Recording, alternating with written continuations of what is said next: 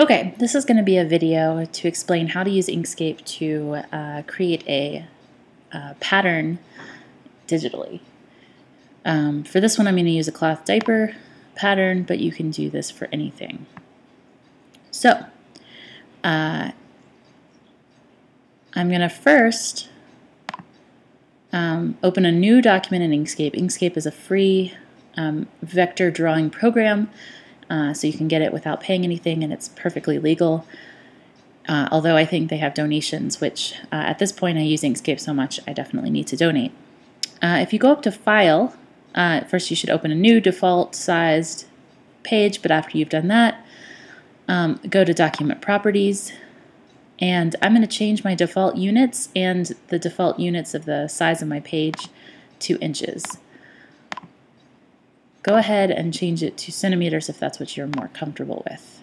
Nothing else will change when you do that. So here it's given me about an 8.5 by 11 size page.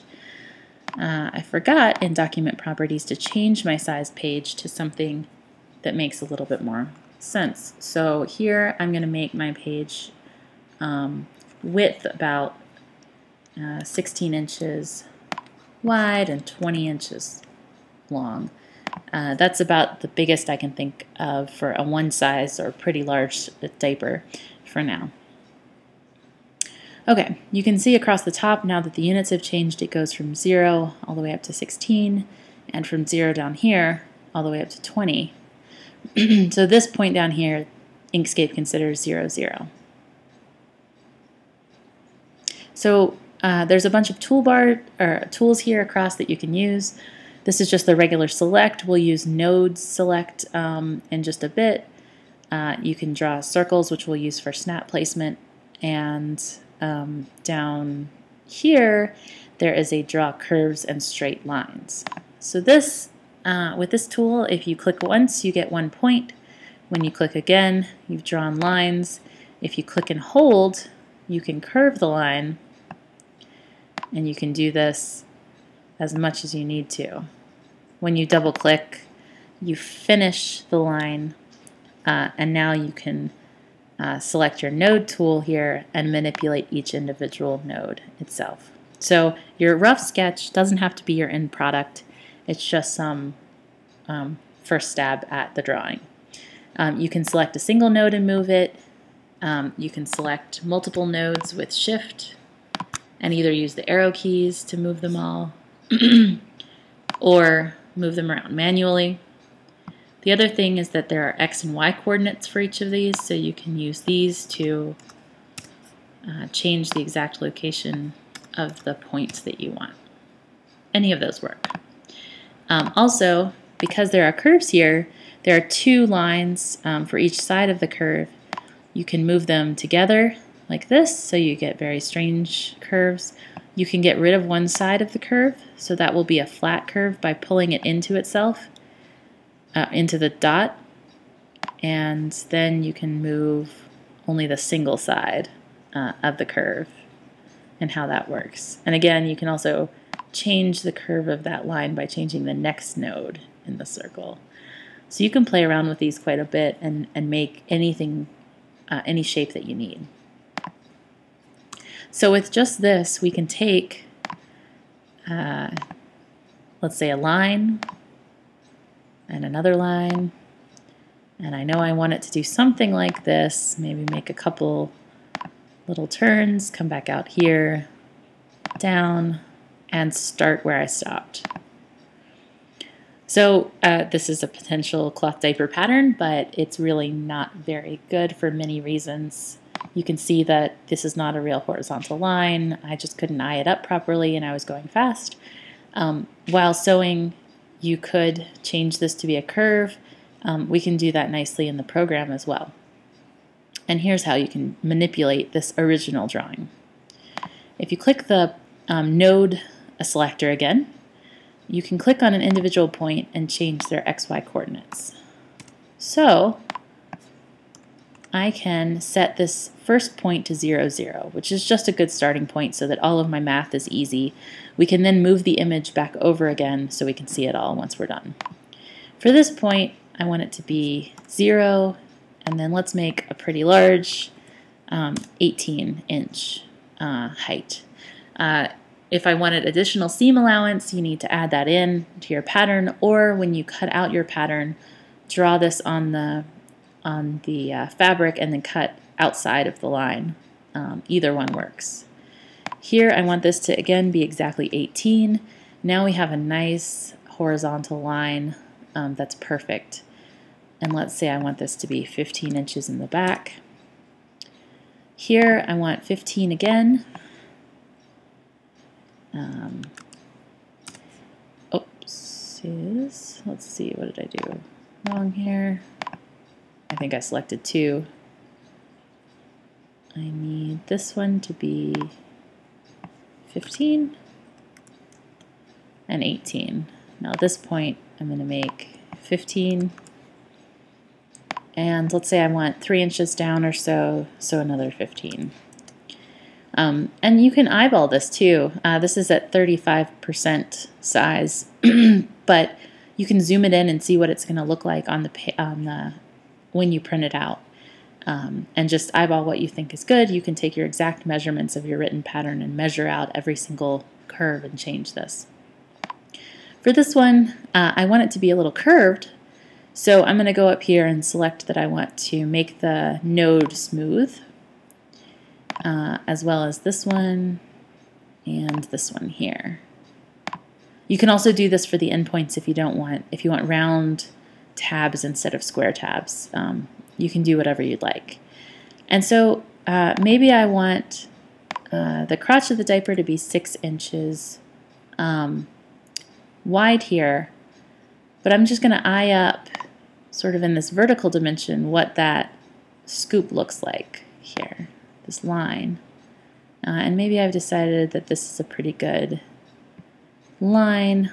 I kind of like that curve. But now my 6 is a little off, so I'm going to go back up and fix it again. And I'm going to get rid of this point here because I now realize with these curves that this one just makes it more complicated. So you can just select and delete.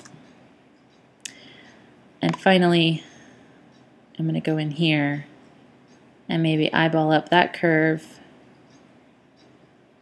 and then go back and set my X to the exact 6 as the one above. Now this funky thing happened because I deleted that center point. One easy way to fix it is to get rid of these 2 middle curves. So I'm going to pull it into the dot on both sides. Now what that did was make it absolutely flat. And I kind of actually like this because I know it's exactly 6 all the way through here. And when I cut it, I know that I'm going to be able to easily sort of curve and smooth that out, and it's not going to look weird.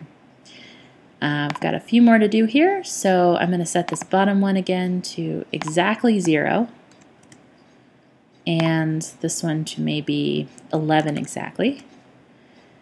And here I want 11 again,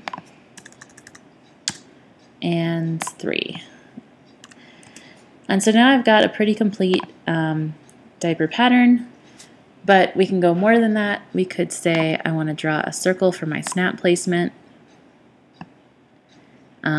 Once you have one circle that you like the size of, again, you can change this. You can change the width and the height of the circle. So let's say we wanted it to be 0.5 inches in both dimensions.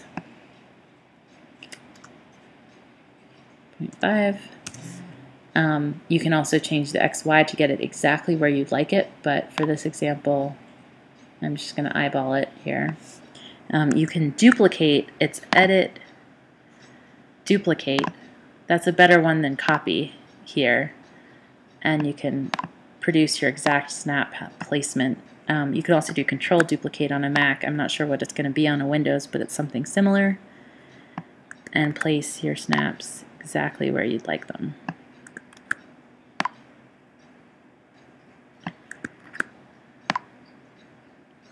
And so on. So you can get your exact snap placement for every single diaper you ever do. One final thing is, let's say that you actually know exactly where you want your elastic to be on here. You can, again, go back to nodes and select here. You can select 2 points and add some more nodes in between. So we need 3, and what I'm going to do is, oops, undo that. I'm going to select just a single point and move it inward, keeping that curve as much as I can to exactly where I think it needs to be. And I'm going to get rid of the curve here because I want these to be straight.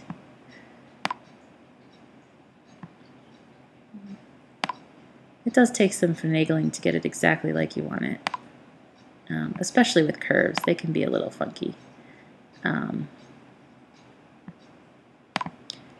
now I have basically a little notch that tells me where I should mark my pattern to put elastic in. And you can do the same thing down here and then one on the back. Remember, you're going to do this on the fold.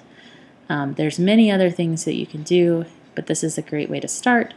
When you're done, and periodically as you're editing, make sure that you save your product as some name.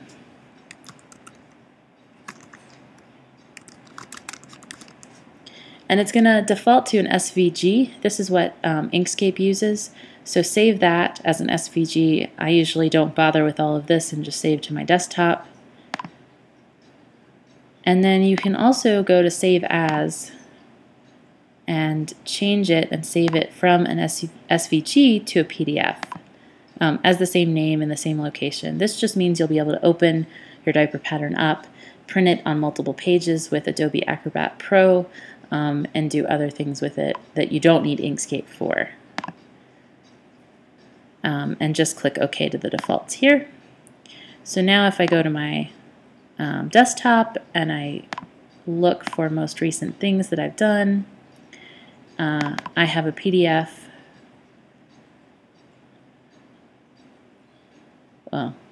with all of my journal articles that I'm reading of exactly my pattern with all my snap placement and markers for elastics and such that I could post on the web or do whatever I needed to with. So that's a really quick, just brief summary of how to use Inkscape to come up with a pattern. Post more questions and I will do more videos. Thanks.